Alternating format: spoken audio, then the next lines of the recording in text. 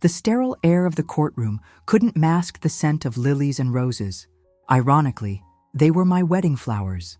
The stark, fluorescent lights seemed to amplify the tremor in my hands as I held David's. It was supposed to be the happiest day of my life, a quiet civil ceremony followed by a small reception. David, ever the pragmatist, had insisted on a prenuptial agreement, something I initially bristled at, but ultimately understood. He was a successful architect, I, a struggling artist. It was only fair. But this was beyond anything I could have imagined. The judge, a woman with a face etched with years of legal battles, cleared her throat. "We are gathered here today not only to witness the union of David Miller and Eleanor Vance," she announced, her voice echoing in the silent room, "but also, at the request of the deceased, Mr. Arthur Vance, to read his last will and testament in its entirety, immediately following the ceremony. Arthur Vance, my father, a man whose love I'd always craved, a love he'd seemingly withheld until his sudden, unexpected death just weeks ago. He'd been a complex man, a self-made millionaire with a penchant for secrets and a deep-seated distrust of, well, everyone. The ceremony itself was a blur. Vows exchanged, rings placed, the obligatory, 'You may kiss the bride.' David's lips were cool and hesitant against mine. I couldn't shake the feeling that something was terribly wrong. The air crackled with an unspoken tension. Then came the will. A stern-faced lawyer, Mr. Harding, a man whose bespoke suit seemed to scream, 'expensive,' stepped forward, clutching a thick bound document. He adjusted his glasses, his gaze sweeping over the small gathering. David, his parents, my Aunt Clara, and my own representation. A young, relatively inexperienced lawyer named Ms. Evans. I'd hired her because, frankly, I couldn't afford anyone better. "To my beloved daughter, Eleanor Vance," Mr. Harding began, his voice devoid of warmth, "I bequeath nothing." The words hung in the air like a shroud. Nothing. After all the years of feeling like I wasn't good enough, of constantly seeking his approval, this was his final judgment. A gasp escaped my lips. David squeezed my hand, but his touch felt strangely detached. Aunt Clara, a woman known for her dramatic flair, dabbed at her eyes with a lace handkerchief. Mr. Harding continued, reading the will with the detached precision of a machine. "To my business partner, Mr. Charles Hawthorne, I bequeath 50% of Vance Enterprises. To my charitable foundation, I bequeath 30%. And to my dear friend, Ms. Beatrice Sterling," he paused, a flicker of something unreadable in his eyes, "I bequeath the remaining 20%, along with my personal residence and all its contents." Beatrice Sterling. The name was vaguely familiar, but I couldn't place it. Then came the accusation. "However," Mr. Harding said, his voice suddenly sharp, "it has come to our attention that certain irregularities exist regarding the documents pertaining to Miss Vance's supposed artistic scholarship, funded by Mr. Vance during her years at the academy." My blood ran cold. The scholarship. It had been my lifeline, the only way I could afford to pursue my passion.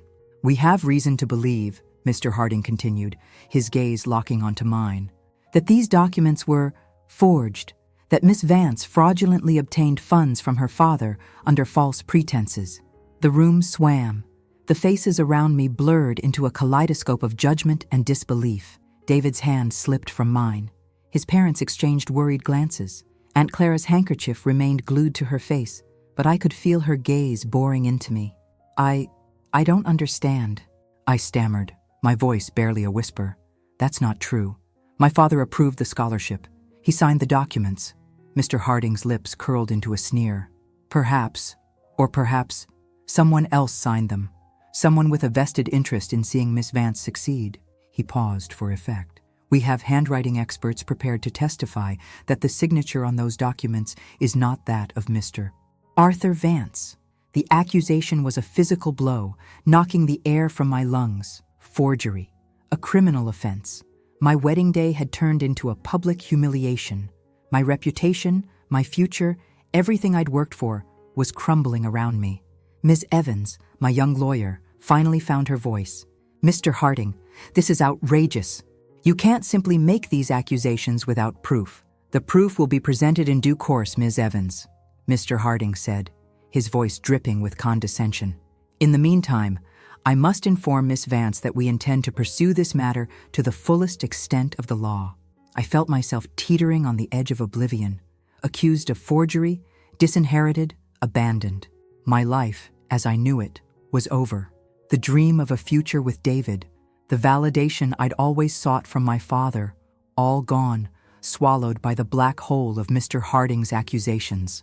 Just when I thought I couldn't sink any lower, Miss Evans, bless her inexperienced but determined heart, stood tall.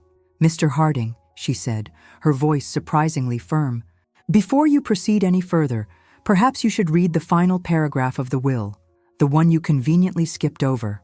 Mr. Harding frowned, clearly annoyed by the interruption. "There is nothing of relevance in the final paragraph, Ms. Evans. It's merely a formality." "Read it," Ms. Evans insisted, her gaze unwavering. "Please, for the sake of due process." Mr.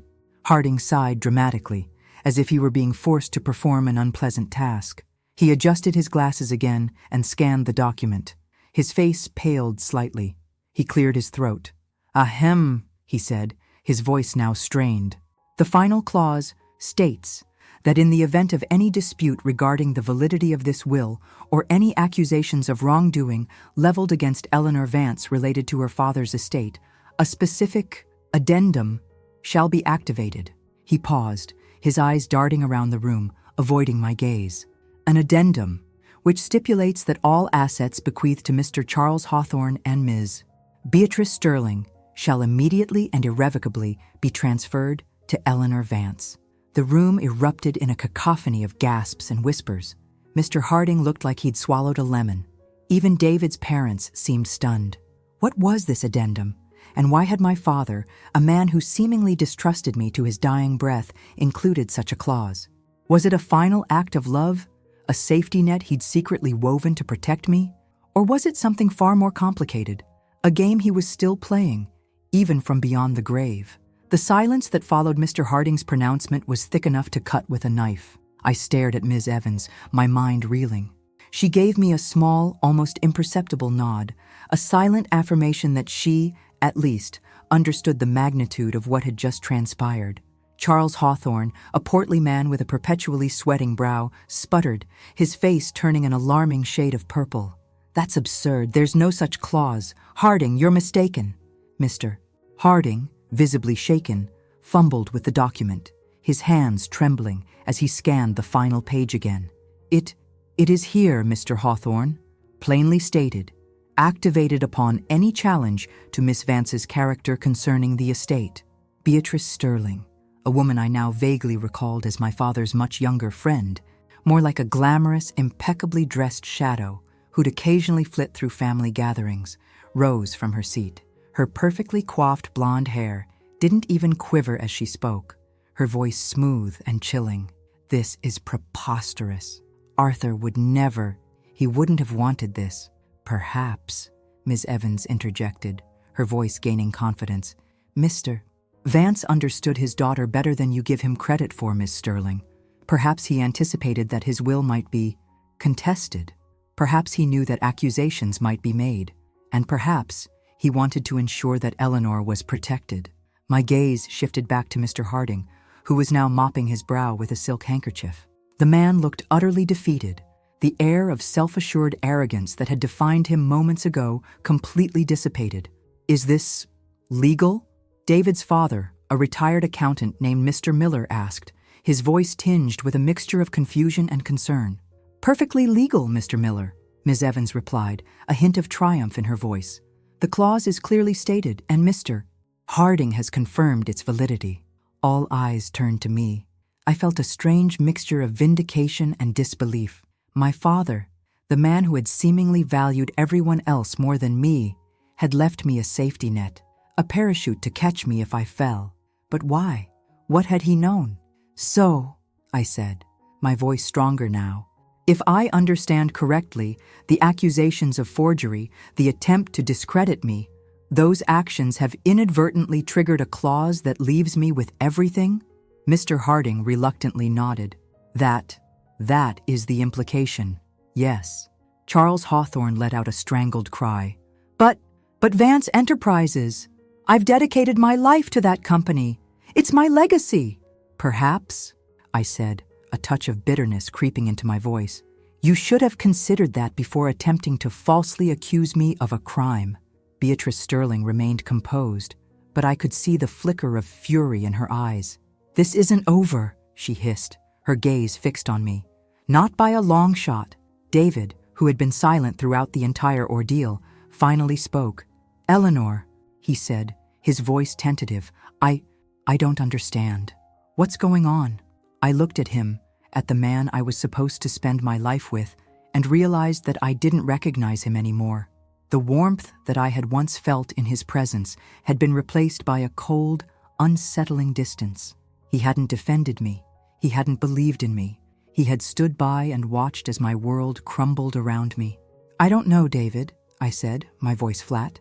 I honestly don't know what's going on, but I do know that I need some time to figure things out. I turned back to Ms. Evans. What happens now? I asked. Now, she said, a glint in her eye. We fight. We clear your name, and we find out exactly why your father included that clause in his will. The courtroom, once a symbol of my supposed happiness, now felt like a battlefield. The scent of lilies and roses, once so sweet, now carried the metallic tang of conflict. My wedding day had been hijacked, transformed into a legal drama of Shakespearean proportions. But I was no longer a victim. I was a player, and I was ready to fight for what was rightfully mine. But as I looked at the faces around me, the bewildered Millers, the furious Hawthorne, the venomous Sterling, and the uncertain David, I couldn't shake the feeling that this was only the beginning, that the secret clause was not the end of the story, but rather the key to unlocking a far more complex and dangerous truth. What secrets had my father been hiding? And what lengths would these people go to in order to keep them buried? Ms. Evans, ever the pragmatist, immediately took charge. Mr. Harding, she said, her voice ringing with a newfound authority, I suggest you prepare the necessary paperwork to transfer the assets as stipulated in the will. We'll be in touch regarding the defamation charges. And, she added, a subtle smile playing on her lips, perhaps a thorough investigation into the circumstances surrounding the alleged forgery is in order. After all, wouldn't it be terrible if someone had deliberately fabricated evidence to trigger that clause? Mr. Harding simply nodded, his face a mask of defeat. He gathered his papers, his movements slow and deliberate, like a wounded animal retreating from a fight. He offered a curt bow to the room, and then, without another word, he was gone. The courtroom buzzed with renewed energy.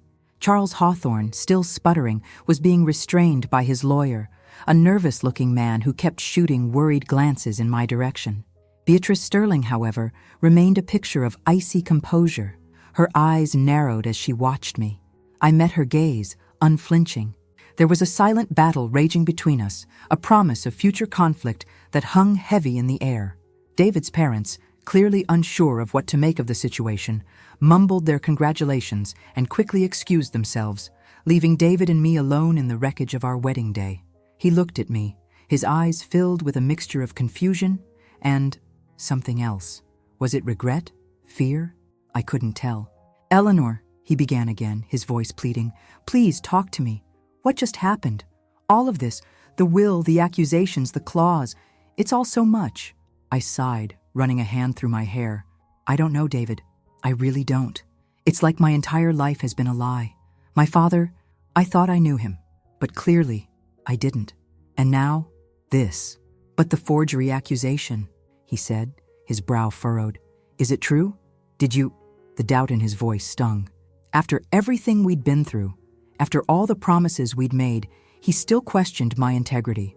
No, David, I said, my voice hardening. It's not true. I would never do anything like that. And the fact that you even have to ask. I trailed off, unable to articulate the disappointment that flooded through me. He reached for my hand, but I pulled away. I need some space, David. I need to figure things out. I can't do this right now. He nodded, his face crestfallen. I understand, he said softly. But I love you, Eleanor. I want to be there for you. Maybe, I said, my voice barely a whisper, but right now I need to do this on my own. I turned to Ms. Evans, who was gathering her things. Thank you, I said, my voice sincere. For everything. Don't thank me yet, she said, a mischievous glint in her eye. This is just the beginning. We have a lot of work to do. And she was right. The immediate crisis had been averted, but the underlying mystery remained. Why had my father included that clause? What was he trying to protect me from? And what secrets were Charles Hawthorne and Beatrice Sterling so desperate to keep hidden? As we left the courtroom, I couldn't shake the feeling that I was walking into a trap, that the secret clause had not saved me, but rather had made me a target, a pawn in a game far more dangerous than I could have ever imagined. The scent of lilies and roses clung to my clothes, a constant reminder of the day my life had irrevocably changed. The sun beat down on my face, but I felt a chill run down my spine. I was alone, facing an uncertain future, armed only with a cryptic clause and a fierce determination to uncover the truth. Ms. Evans led me to her modest, slightly cluttered office above a bakery.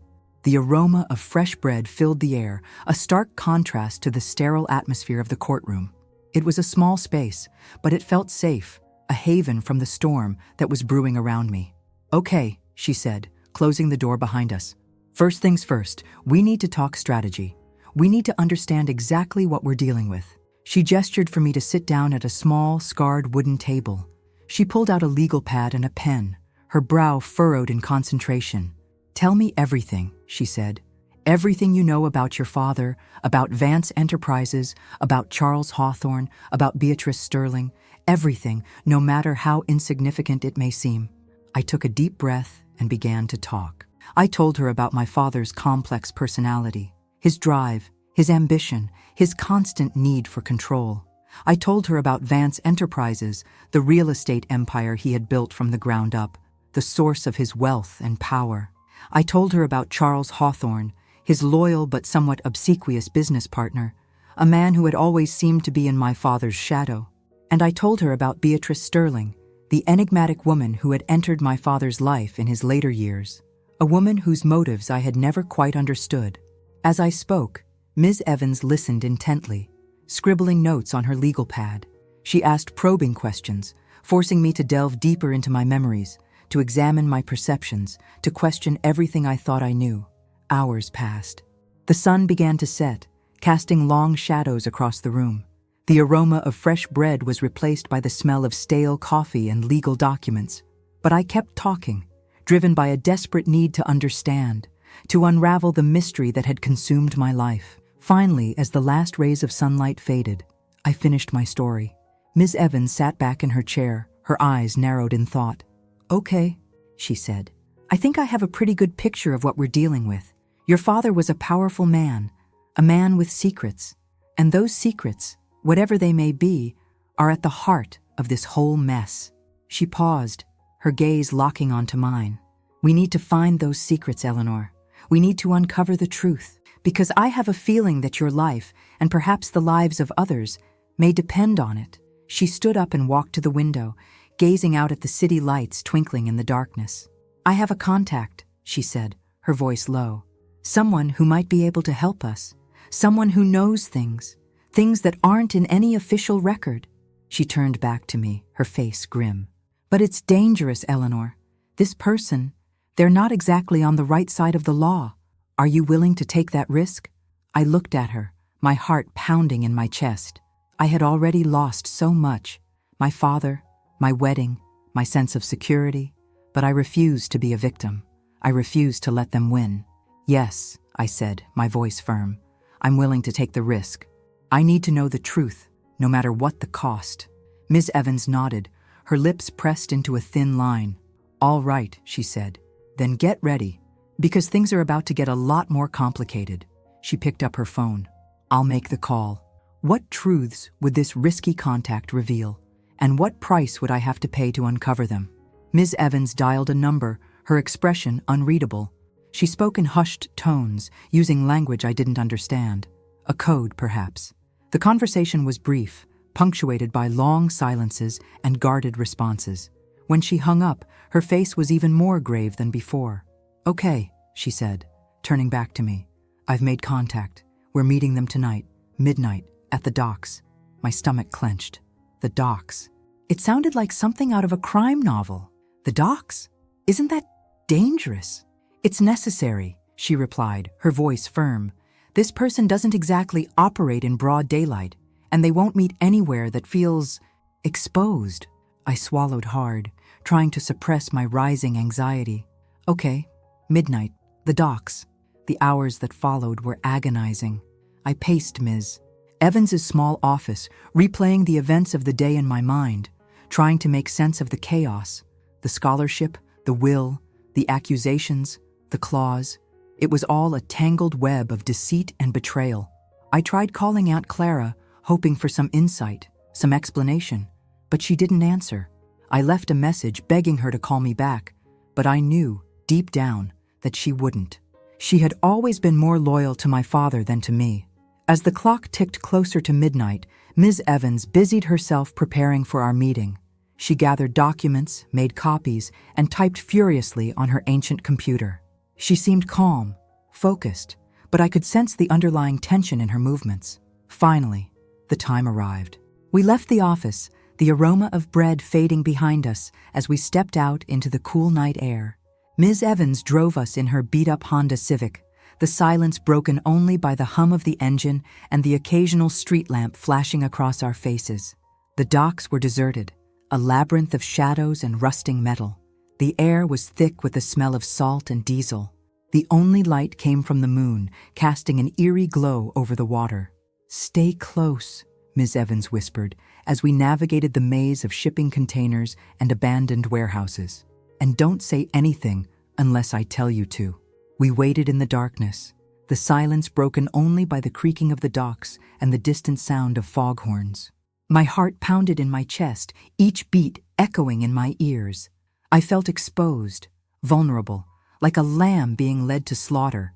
Suddenly, a figure emerged from the shadows, a tall, imposing man with a shaved head and a thick beard. He was dressed in black, and his eyes were hidden behind dark sunglasses, even in the darkness. "You're the lawyer," he said, his voice a low growl. "I am," Ms. Evans replied, her voice steady. "And this is my client, Eleanor Vance." The man turned his gaze to me, his eyes piercing and assessing. I felt a shiver run down my spine. "I know who she is," he said. "I know everything." He gestured for us to follow him, and we walked deeper into the docks, the darkness closing in around us. He led us to a small, dilapidated shack, its windows boarded up and its door hanging off its hinges. "This is it," he said. "We talk here." We entered the shack, the air inside thick with the smell of damp wood and decay. The only light came from a single bare bulb hanging from the ceiling, casting long, distorted shadows across the room. The man sat down at a rickety table, his movements deliberate and controlled. He pulled out a pack of cigarettes and lit one, the flame illuminating his face in a brief, flickering glow. "So," he said, exhaling a cloud of smoke, "you want to know about Arthur Vance?" I nodded, my throat too tight to speak. "Arthur Vance was a complicated man," he continued, his voice low and gravelly. "A brilliant businessman, but also ruthless. He made a lot of enemies in his time." "Enemies?" I asked, finally finding my voice. "Who?" The man chuckled, a dry, humorless sound. "Everyone. Anyone who stood in his way. He wasn't afraid to play dirty, to bend the rules, to break them if necessary." "What kind of dirty dealings are we talking about?" Ms. Evans asked, her voice sharp. The man took another drag of his cigarette, his eyes narrowed. "Real estate," he said. "Vance Enterprises. It wasn't all legitimate. There were irregularities, land grabs, shady deals, payoffs, you name it." My blood ran cold. My father? A criminal? It was hard to believe, but somehow it made sense. It explained his wealth, his power, his paranoia. "What about Charles Hawthorne?" I asked. "Was he involved?" The man nodded. "Hawthorne was Vance's right-hand man. He knew everything. He did everything. He was just as dirty as Vance." "And Beatrice Sterling?" Ms. Evans asked. "What was her role?" The man hesitated, his expression shifting. "Sterling. She was different. She wasn't involved in the business. She was something else. A confidant, a companion, a keeper of secrets." "What kind of secrets?" I pressed, my voice trembling. The man leaned forward, his eyes glinting in the dim light. "Secrets that could destroy everything," he said. secrets that people would kill to protect. He paused, taking another drag of his cigarette. Arthur Vance knew he was living on borrowed time, he continued. He knew that his past would eventually catch up with him. That's why he made that will. That's why he included that clause. But why? I asked, my voice desperate. Why did he leave everything to me? He never seemed to care about me. The man shrugged. Maybe he did care. Maybe he just didn't know how to show it. Or maybe he was using you as a pawn in his game. A pawn? I repeated, my heart sinking. He knew that his enemies would come after his assets, the man explained. He knew that they would try to take everything away from you. That clause, it was his way of protecting you, of ensuring that his secrets didn't fall into the wrong hands. So, what are these secrets? Ms. Evans interjected. What are we talking about exactly? The man hesitated. He looked around the room, as if he were afraid of being overheard. There was a deal, he said, his voice barely a whisper. A deal with some very dangerous people. A deal that went wrong. A deal that cost lives. What kind of deal? I pressed, my voice trembling. What happened? He looked at me, his eyes filled with a mixture of pity and warning. Some things are better left buried, he said. Some truths are too dangerous to know. He stood up, signaling that our time was up. I've told you what you need to know, he said. Now get out of here and be careful. You're playing with fire. We left the shack, the man disappearing back into the shadows. The dock seemed even more menacing than before, the darkness pressing in on us, suffocating us. As Ms. Evans drove us away, I couldn't shake the feeling that we had just opened Pandora's box, that we had unleashed forces that we couldn't control. What do we do now? I asked, my voice barely audible. Ms. Evans gripped the steering wheel, her knuckles white. Now, she said, her voice grim, we dig deeper. We find out what that deal was, and we find out who was involved. She glanced at me, her eyes filled with determination. But be warned, Eleanor, she said. This is going to get a lot more dangerous, and we may not like what we find. She paused, her expression hardening. Are you sure you're ready for this? I looked at her, my heart pounding in my chest. I was scared, terrified even, but I was also determined. I had to know the truth, no matter the cost. Yes, I said, my voice firm. I'm ready. But as I stared out into the darkness, I couldn't help but wonder if I had made a terrible mistake. If I had unleashed a chain of events that would ultimately destroy me. What was the deal that my father was involved in? And what lengths would his enemies go to in order to keep it hidden? Sleep evaded me that night. The grainy images from the docks played on repeat behind my eyelids, the hulking figure in the shadows, the dilapidated shack, the man's gravelly voice echoing with warnings. Each time I drifted close to slumber, the same chilling question jolted me awake. What was the deal? The first tendrils of dawn were painting the sky a bruised purple when I finally gave up on sleep. I stumbled into Ms. Evans' tiny kitchenette, brewing a pot of coffee strong enough to strip paint. The aroma, acrid yet familiar, offered a small measure of comfort. Ms. Evans, surprisingly, was already awake, hunched over her computer, her face illuminated by the pale glow of the screen. Morning, she mumbled, without looking up. I've been digging. Our friend at the docks wasn't kidding. Your father's hands were filthy. She swiveled the screen towards me, revealing a complex web of interconnected documents. Property records, shell corporations, offshore accounts, all meticulously linked together. This is just a fraction of it, she said, tapping the screen. But it's enough to paint a pretty clear picture. Your father was involved in some serious stuff. Money laundering, tax evasion, even arms trafficking. Arms trafficking. The words hung in the air, heavy and sickening. My father, a man I had always perceived as flawed but ultimately decent, was a criminal on a grand scale. But what was the deal? I asked, my voice barely a whisper. What went wrong? Ms. Evans sighed, running a hand through her already disheveled hair. I'm still working on that, but I have a few leads. One of the properties listed here, a warehouse on the south side of the city, was the site of let's just say, a very unfortunate incident 5 years ago. A fire. Several fatalities. Officially ruled an accident, but I have my doubts. A fire. Fatalities. The pieces were starting to fall into place, forming a disturbing and terrifying picture. I need to see that warehouse, I said, my voice firm. I need to see what happened there. Ms. Evans looked at me, her expression concerned. Eleanor, that's not a good idea. It could be dangerous.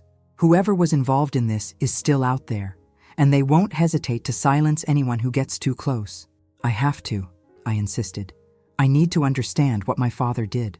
I need to know what I'm up against. She hesitated for a moment, then nodded.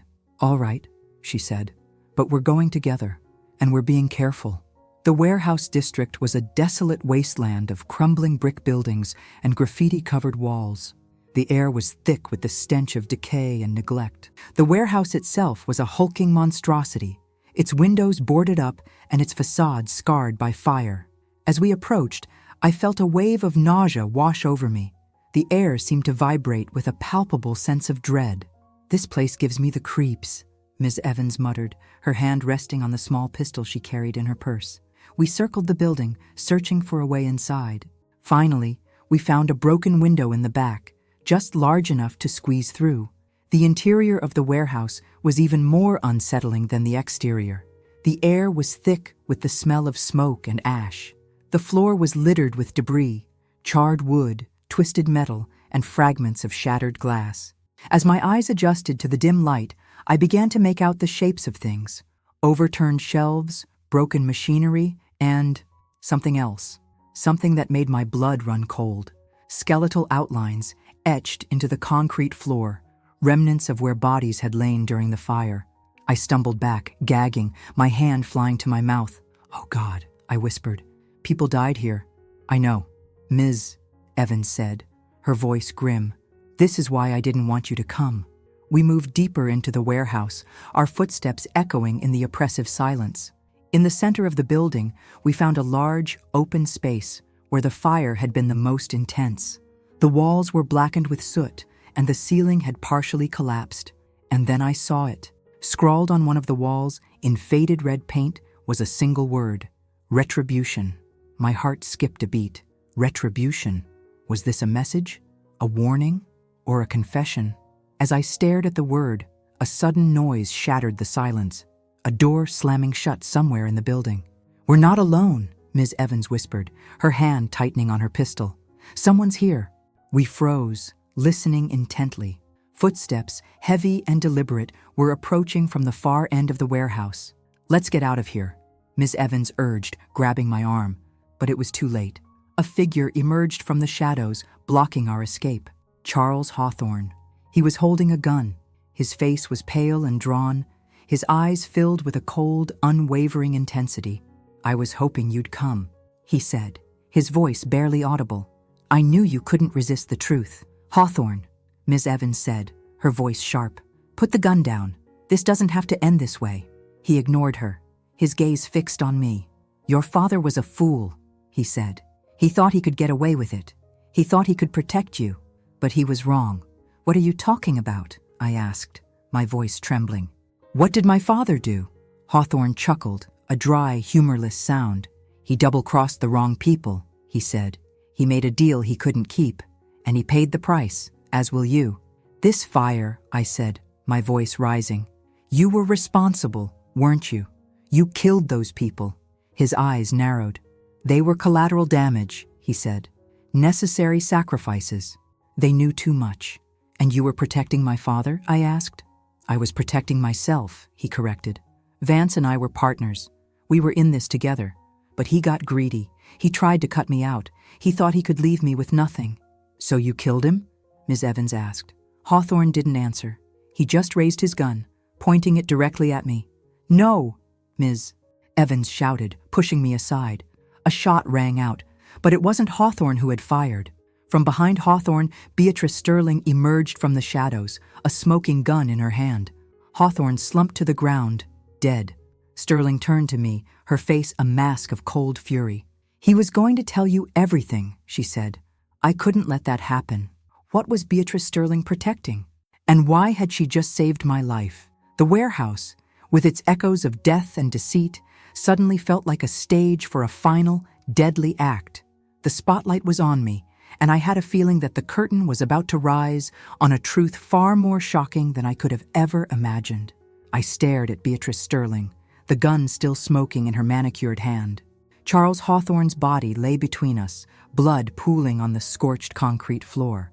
My mind raced, trying to process what had just happened. "You killed him," I whispered, my voice hollow. "I saved your life," she corrected, her voice eerily calm. "You should be thanking me." Ms. Evans stepped protectively in front of me, her own weapon drawn. "Drop the gun, Sterling." Beatrice laughed, a cold, tinkling sound that echoed through the warehouse. "You really don't understand, do you? None of you do. Arthur tried to explain it to me once, but even he didn't grasp the full picture." "Then enlighten us," I said, finding my voice. "What's this all about? What was the deal my father made?" Her eyes softened for just a moment, and I caught a glimpse of something unexpected. Sadness. "Your father wasn't just a businessman, Eleanor. He was a dreamer, a visionary. But dreams have a price." She moved slowly, keeping the gun pointed downward but ready. 5 years ago, Arthur made contact with a group of international buyers. They weren't interested in real estate. They wanted something far more valuable. Access. "Access to what?" Ms. Evans demanded. "To a network. A system your father had built over decades. Safe houses, transportation routes, contacts in every major city. He'd created it for legitimate business. But these people, they had other plans." The pieces were starting to fall into place. "Arms trafficking," I said. "That's what this is about." Beatrice nodded. "Your father thought he could control it, limit it, make one deal, and walk away with enough money to secure your future forever. But you can't shake hands with the devil and expect to keep your soul." "The fire," I pressed. "Those people who died." "Witnesses," she said simply. "People who knew too much about the operation. When your father tried to back out of the deal, they decided to clean house. Charles was supposed to be among them, but he made his own deal. He betrayed your father to save himself." "And you?" I asked. "What was your role in all this?" For the first time, Beatrice smiled, a genuine, sad smile. "I loved him, your father. I know you find that hard to believe, but it's true. I was never interested in his money. I wanted to save him from himself." "Save him by letting him die?" Miss Evans scoffed. "I didn't let him die," Beatrice snapped, her composure cracking. "I tried to protect him, but he was stubborn. He knew they were coming for him, and he refused to run. He said he had to make things right. For you." My throat tightened. The will, the claws. He knew Charles would try to take everything. He knew the vultures would circle. So he set a trap. If anyone challenged your integrity, tried to destroy you the way they destroyed him, you'd inherit everything. It was his way of giving you the power to fight back. "But fight back against whom?" I asked. "Who are these people?" Beatrice's face darkened. "They call themselves the Prometheus Group. International arms dealers, human traffickers, worse. They have connections everywhere. Judges, politicians, law enforcement. Your father's network was supposed to be their gateway into North America. And now they want me," I realized. "They want the network," she corrected. "The contacts, the routes, the infrastructure. They think you have access to it all." "But I don't," I protested. "I don't know anything about any of this." "They don't know that," Beatrice said. "And they won't believe it.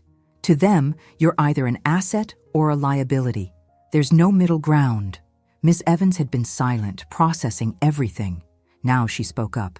"There's evidence, isn't there? Something that could expose them. That's why you're all so desperate."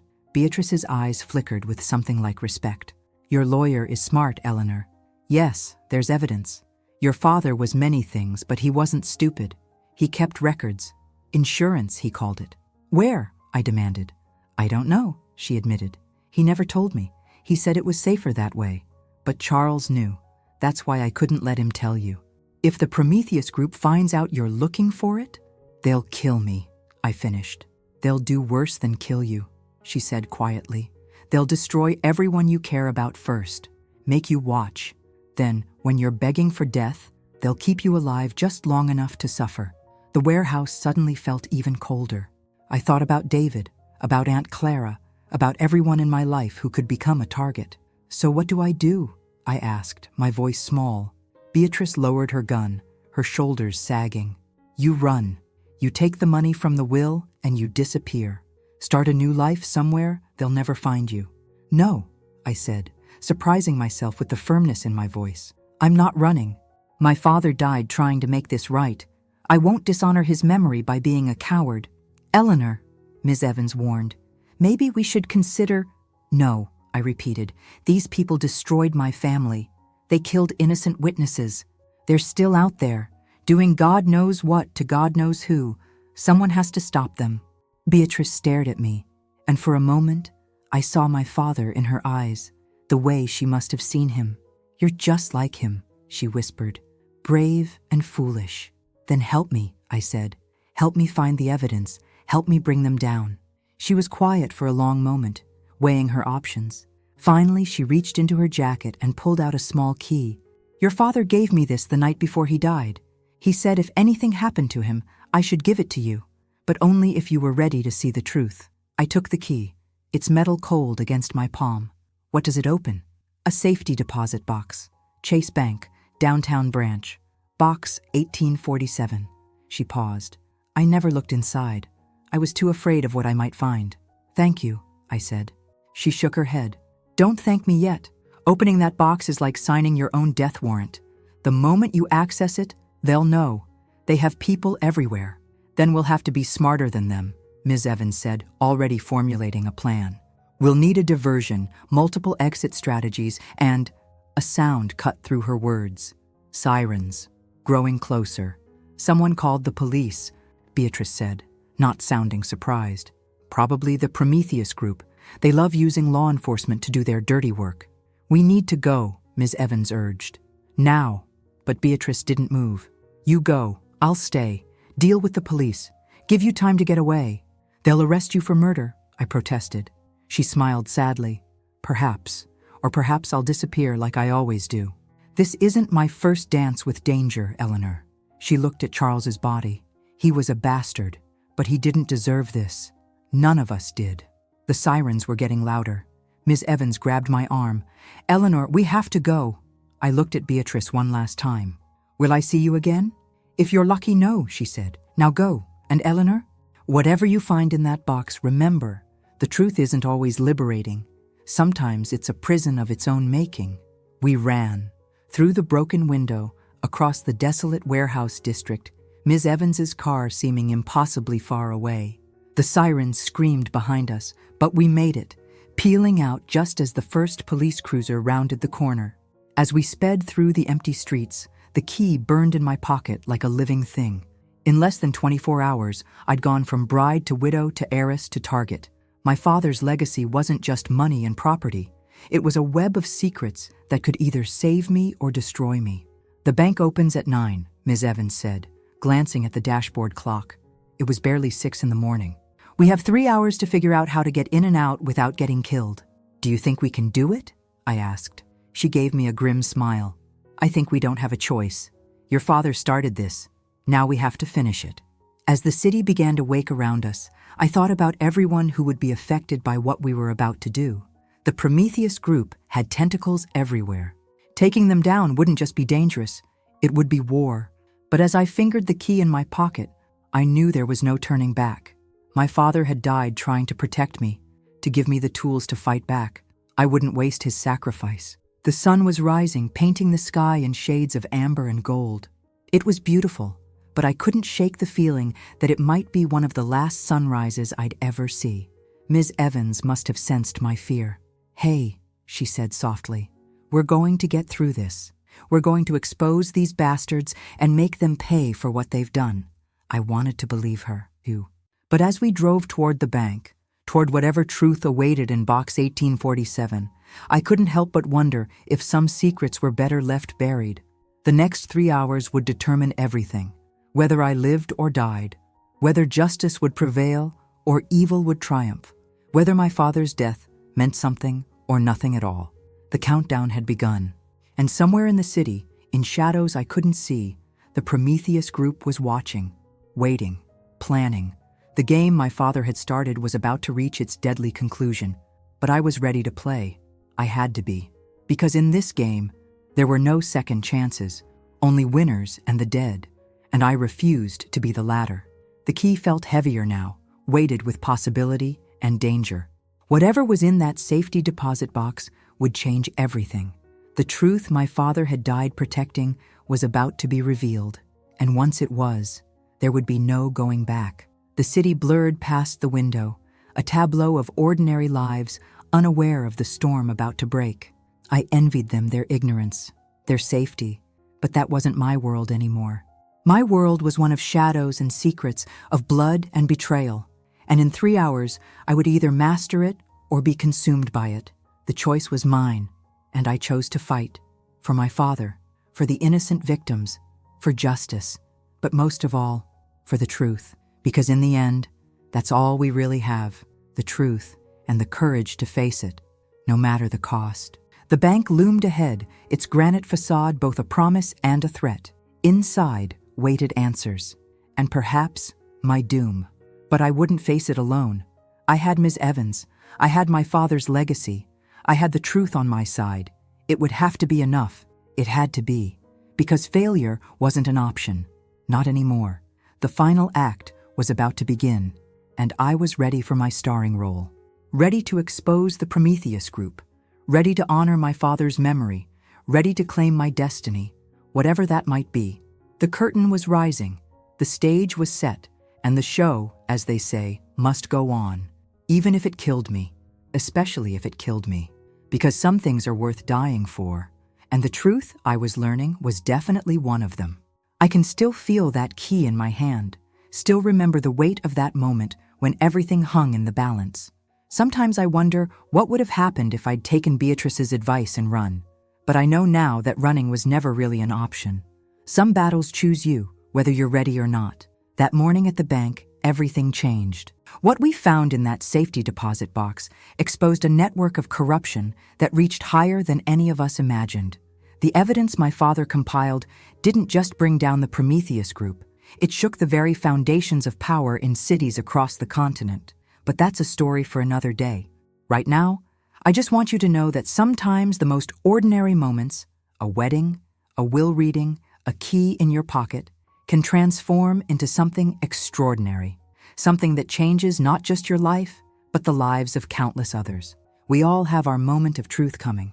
The question is, when it arrives, will you have the courage to turn that key? I'm curious, which city are you watching this from? Because if there's one thing I learned from my father's network, it's that every city has its secrets, its shadows, its hidden stories waiting to be uncovered. And sometimes the most unlikely heroes emerge from the most unexpected places. Maybe your story is just beginning. Maybe your key is already in your pocket, waiting. The only way to know is to be brave enough to look.